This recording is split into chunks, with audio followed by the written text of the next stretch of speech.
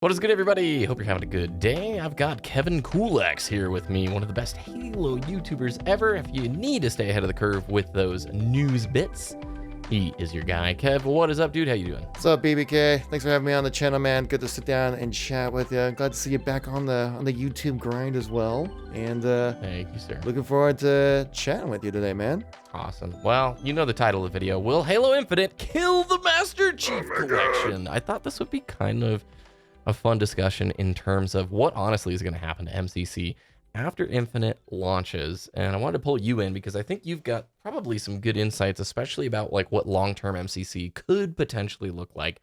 Let's get the knee-jerk reaction out of the way. Like, does it matter if Infinite kills MCC? Is that like a good thing? Does that mean like Infinite did a good job? What do you think? I mean, I think that's kind of what I would expect it to do. That's kind of the idea, right? If you put out a new game, you want everyone to jump on and play the new cool stuff. So ideally, yes, it's supposed to, but will it? I mean, no, it won't, because I think to officially call a game dead is when like you literally just can't find games, or it's just like no support coming in or anything like that, which MCC is certainly not that right now. And I don't expect it to be that for at least for the rest of this year. Totally. I think that's the exact thing that it would be successful for Infinite to I want it to pull a bunch of players over, man. I don't want us to play Halo 3 forever. As much as I love Halo 3, and I'm more a classic guy, and people can, give me all the grief they want to about it. I'm ready for a new Halo game, and I'm ready for it to be good. I don't know if you took a look at the Steam chart numbers for MCC. Really clear bump right after E3 2021. Almost like a 40% Oh, wow. jump if you even look where we're at right now. But yeah, just on the Steam charts alone, it's almost a doubling right after that multiplayer reveal happened. And you have to imagine that's just stoke of players wanting to play some Halo, and those folks are getting ready to move over to Infinite. Do you think MCC is still going to actually get long-term support? Like, will there still be a separate MCC team building us seasonal content? Well, I think currently the plan is obviously we do a new season every 2 months, roughly. They said obviously not strict 2 months, but when they first made that announcement, the last season would release in November for season 10, and they said they'd reassess after that, which I'm assuming means Halo Infinite's releasing in November. We'll see how many people still want to play MCC after that, which I'm assuming not very many. I mean, like you mentioned earlier, I want people to jump over to play Infinite. I want it to be hard to find Halo 3 Slayer matches. That's how many people I want to jump over to play Halo Whoa Infinite. there, man. Oh, man. Maybe Reach matches are hard to find. Okay. Or 4 matches are tough to find. Yeah, if you can't find a Halo 3 Slayer Team Slayer match, then the game is that game is dead, Yeah, then you really know Infinite was a success. Yeah, but I think actually what 343 is going to be trying to do is kind of just lean more on the community side of things for content creation and new things to do with the game. Since I know that this year a big focus for MCC, beyond obviously doing the new seasons, is also going to be upgrading mod tools and giving mod support for those creators to kind of play with the sandbox of all the games of Halo and create some awesome things, because we've seen it already with Custom Edition and some of the amazing mods I've done with that. Like, the big thing that comes to my mind is Cursed Halo. Like, I mean, almost every content creator I know who does like gameplay videos has done something about Cursed Halo, and they all do really well. Like, people find it really entertaining to watch, because it's just like takes Halo and just like let's just completely ruin it, Yeah. And so flip it on its head in a way that people haven't seen. And so then I think that's what's going to be the next big push for 343 is to give proper mod support. I think was it that they're going to have like Steam Workshop, I think is kind of looking like to be in the works in some capacity, because I know that they have official mod tools now for CE, at least at the moment. And so I can just see that just branching off to all the other games, hopefully. I mean, I'm not much of a coder or a modder or anything like that, but I would assume that they would open it up for the rest of the franchise, which, I mean, that would be pretty freaking awesome. Well, seeing a lot of that custom edition content working in MCC, like SPV3 stuff happening within MCC, is just wild to me. And there's also now, the custom game browser. That alone is enough to keep MCC going for the long term. But there obviously will be times, I imagine, maybe like 6-9 months after launch, where you could do a crossover event, play MCC's featured playlist this time, get this item or whatever in Infinite, vice versa, to where the two can coexist over the long term. I mean, they've just put so much time and effort into the Master Chief Collection that it's always, I feel like, going to stand, at least for the next 5 years, is like a really great representation of the older Halo titles. You know, what do you think? Well, I think that's I think mainly for like MCC, like I feel like a big portion of the work was one just to get Halo to be working on PC and then kind of use MCC Yeah, as kind of a test guinea pig kind of thing and see how, for yeah, for Infinite. Infinite Yeah, because they obviously want that game to be on PC. And I mean, I think we saw like some of the criticisms that we've seen of MCC with mouse and keyboard and controller kind of transfer over to Infinite, where ranked play is input based matchmaking, where mouse and keyboard can't play against each other at all with ranked Infinite matches. yeah. So I think that's directly from the experiences that people have had with MCC on PC and Xbox. And the whole flighting system too. You have to imagine everything they've learned the last few years with doing some of those earlier MCC insider stuff. I imagine that's going to translate over to Infinite if and when those flights occur. I think those flights are going to happen very soon. 343 has been very heavy handed when it comes to pushing people into signing up for the insider program. Like it's pretty much just like nudge, nudge, wink, wink. It's happening soon. Better do it now, kind of thing.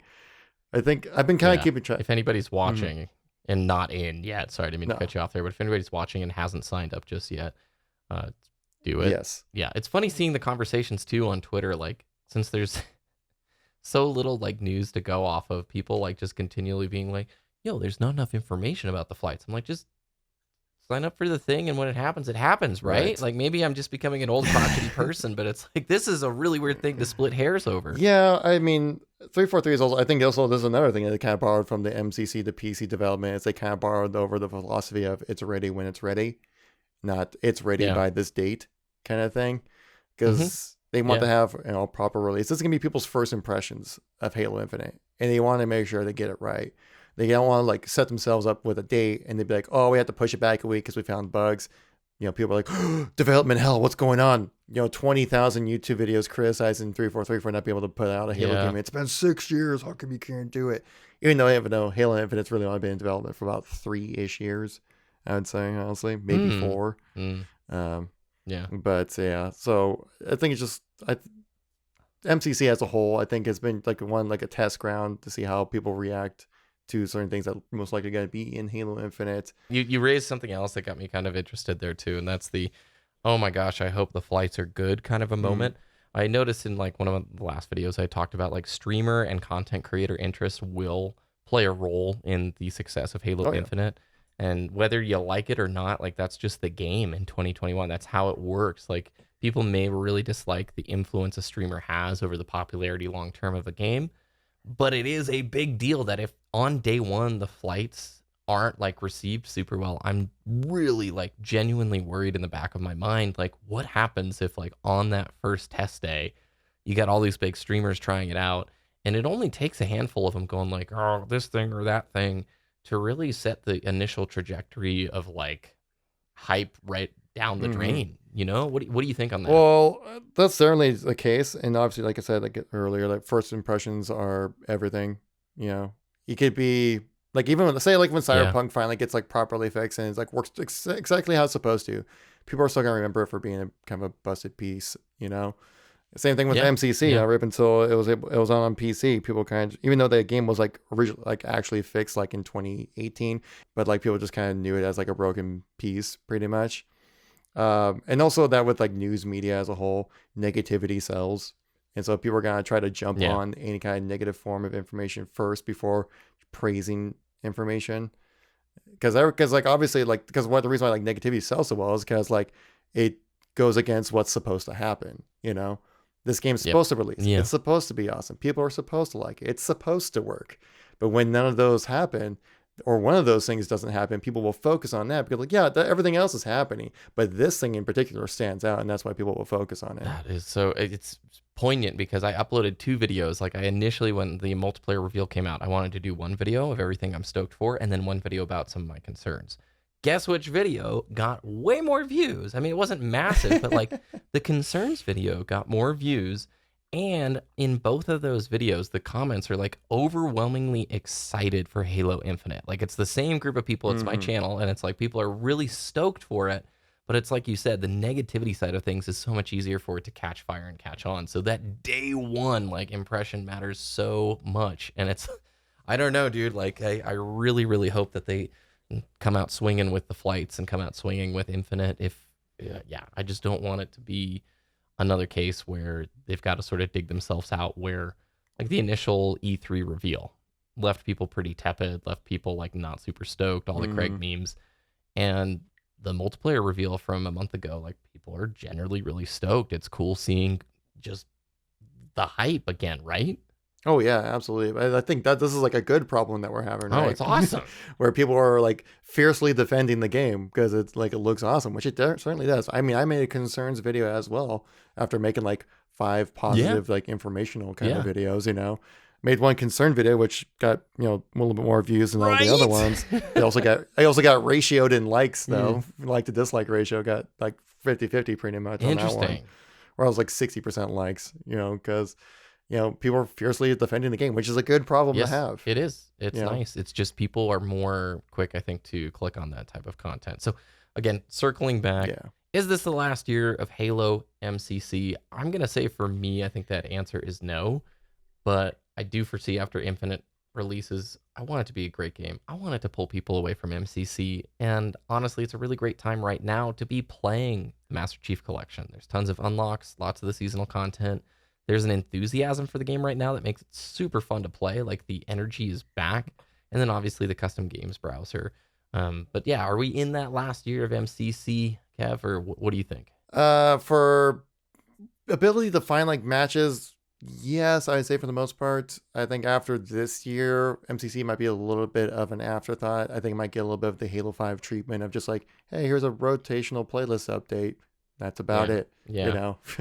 But I think, as like I mentioned earlier, they're kind of looking to hand off like the content creation side of things for the game off to the community with mod tools, and so then people can keep coming back every once in a while to play MCC, but then, you know, sticking with Halo Infinite for the most part. Yeah, and hopefully some crossover events here and there, which I could really see them doing, like, hey, it's the Halo 3 throwback weekend, do this and end up getting this helmet in Infinite or something like that. They definitely can coexist, but man, it's time for a new Halo game, and it's time for it to be the focal point, honestly. Like, hopefully it's good enough to deserve all of it, but that's what I really, really want. So we'll just have to... If you're not playing MCC right now, this is it, guys. I feel like this is definitely going to be looked back on like the golden time for the Master Chief Collection, right? Oh, absolutely. Or just like Halo in general. I feel just being able to be on PC and have this cross-play functionality as well, which is just like totally new territory for the Halo franchise in its 20 years of being around. That it's a pretty awesome thing, you know. And I think it's also that it was kind of like almost like a I don't want to say like love letter to the community, but just like, you know, giving the community something to kind of hold us over until Halo Infinite releases. Exactly. I never thought we'd, you know, get to this point. I'd have to pinch myself if it was like back in 2014 when MCC released in its state. It was super devastating because I was like so excited for that, man. It was so tough to create content when like all the videos were is like, is it fixed yet? No, not this round. Is it fixed this time? No, not patch number 9. Well, thanks, man, for joining me. All of Kevin's info is going to be down in the description. Make sure you subscribe to his channel. Click the big circle thing on the screen, and we'll have him back here pretty soon to talk about even more things. So thanks, dude. Thank you so much. Appreciate you coming on. Thank you for taking the time to listen. Cheers.